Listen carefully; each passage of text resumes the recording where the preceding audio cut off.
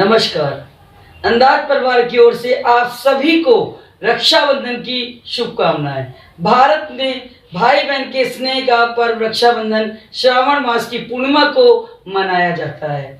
इस दिन बहनें अपने भाइयों की कलाई पर स्नेह बंधन राखी बांधती हैं और भाई आजीवन उनकी रक्षा करने का वचन देते हैं। रक्षाबंधन का ये पावन पर्व कब आरंभ हुआ, इसकी स्पष्ट तिथि की कोई भी जानकारी उपलब्ध नहीं है, लेकिन इस संबंध में कई कथाएं प्रचलित हैं। पुराणों में भी इन कथाओं का वर्णन मिलता है। इसी कड़ी में कुछ प्रचलित किंवदंतियां आपके समक्ष उपलब्ध हैं। श्रावण मास की पूर्णिमा को रक्षाबंधन का पर्व न सिर्फ भारतवर्ष में बल्कि विश्व भर में मनाया जाता है। इसके पीछे की एक कथा जो वामन अवतार से जुड़ी हुई है। एक समय राजा बलि ने अपने पूर्वजों की मदद से एक यज्ञ का आयोजन किया, जिसमें उन्होंने 100 यज्ञ पूरे कर लिए। इससे पूरा देवलोक चिंतित हो गया।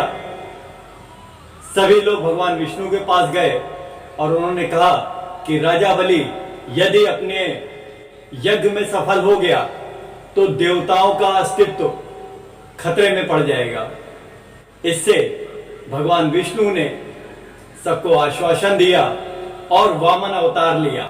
वामन अवतार लेते ही भगवान विष्णु धरती लोक पर आए और राजा बलि के समक्ष एक भिक्षुक की भांति 3 पग भूमि मांगी। राजा बलि अत्यंत दानी थे। उन्होंने प्रभु के सामने स्तुति की और उनको 3 पग भूमि दे दी। प्रथम पग में भगवान वामन जी ने पृथ्वी को नाप लिया।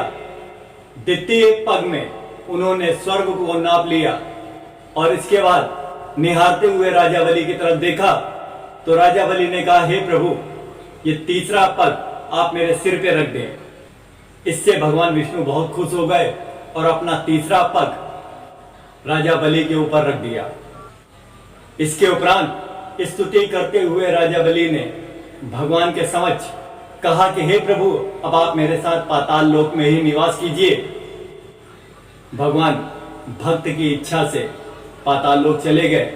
यह बात जब मां लक्ष्मी को पता लगी तो वह अत्यंत चिंतित हुई और उन्होंने नारद जी से इस समस्या का परामर्श किया।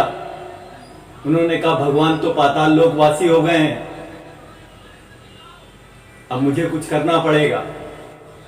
नारद मुनि ने उनको बताया कि हे मां, आप रक्षा सूत्र लेकर राजा बलि के समक्ष जाइए, वो आपकी बात जरूर मानेंगे। मां लक्ष्मी एक गरीब महिला का भेष बदलकर राजा बलि के सम्मुख जा पहुंची और उनको रक्षा सूत्र बांध दिया। प्रसन्न होते हुए राजा बलि ने उससे कहा कि मैं तो कुछ दे नहीं सकता हूं आपको। उन्होंने कहा, आपके पास तो साक्षात भगवान है, कृपया उनको मेरे साथ बैकुंठ लोक जाने दीजिए। राजा बलि ने अपनी मर्यादा का पालन करते हुए मां लक्ष्मी के साथ त्रिलोकनाथ को जाने दिया, किंतु उनसे ये वचन लिया कि आप कुछ समय यहां पर विश्राम करने जरूर आइए। तब से भगवान विष्णु चतुर्मास 4 मास तक पाताल लोक में विश्राम करते हैं। इसको देवशयनी एकादशी भी कहते हैं। तब से भाई बहन का ये धागा एक बंधन में बंधकर एक प्रथा के रूप में प्रचलित हो गया। और इस राखी से जुड़ी हुई एक घटना हमें महाभारत में मिलती है।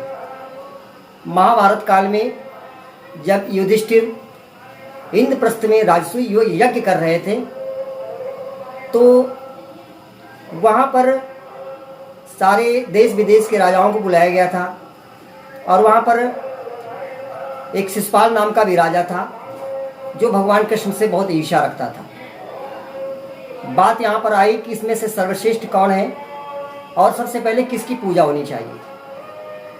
तो सर्वसम्मत से हुआ कि भगवान कृष्ण से श्रेष्ठ इस सभा में कोई भी नहीं और भगवान कृष्ण की पूजा सबसे पहले होनी चाहिए।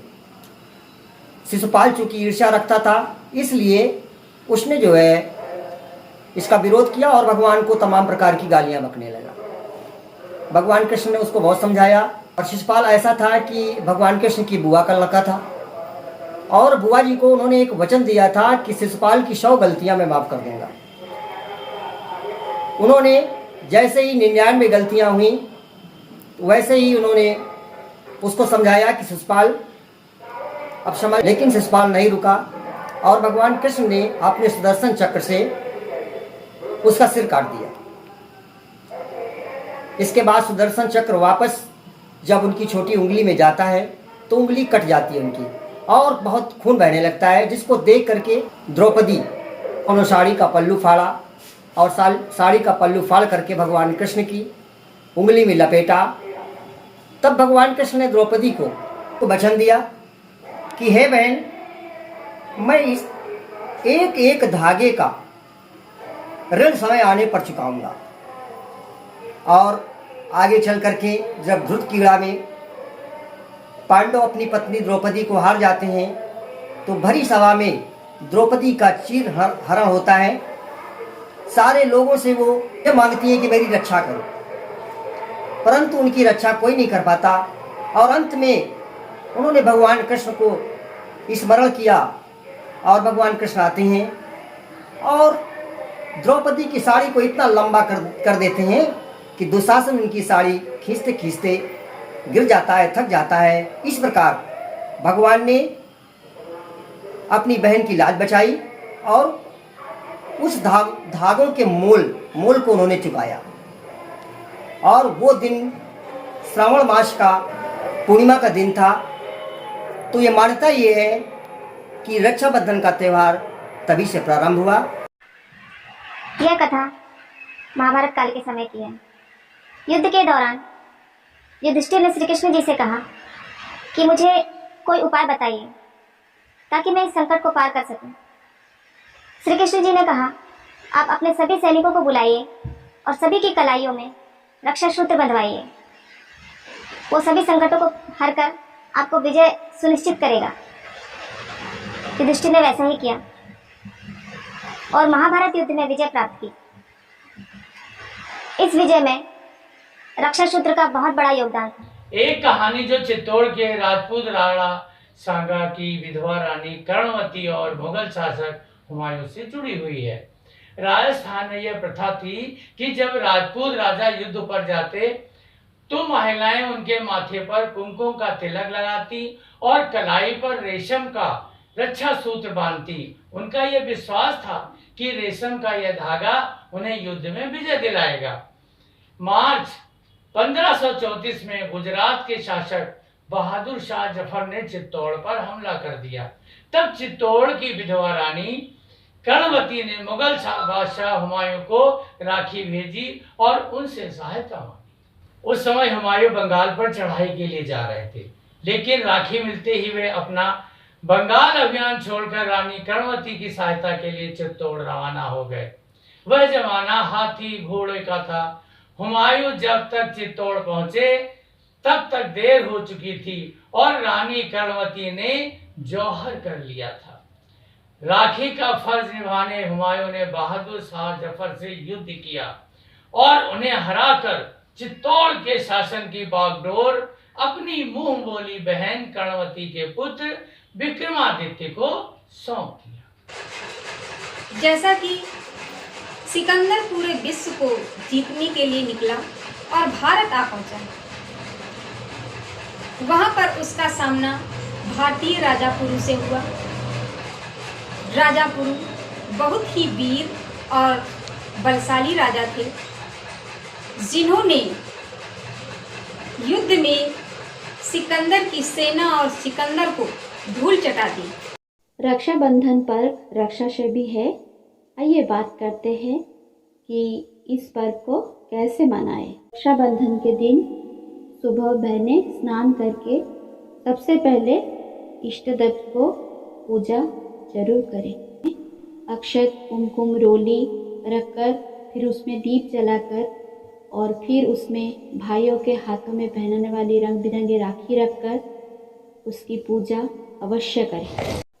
रक्षा करने वाले हैं उनके प्रति आभार कृतज्ञता दर्शाने के लिए भी रक्षा सूत्र बांधा जाता है।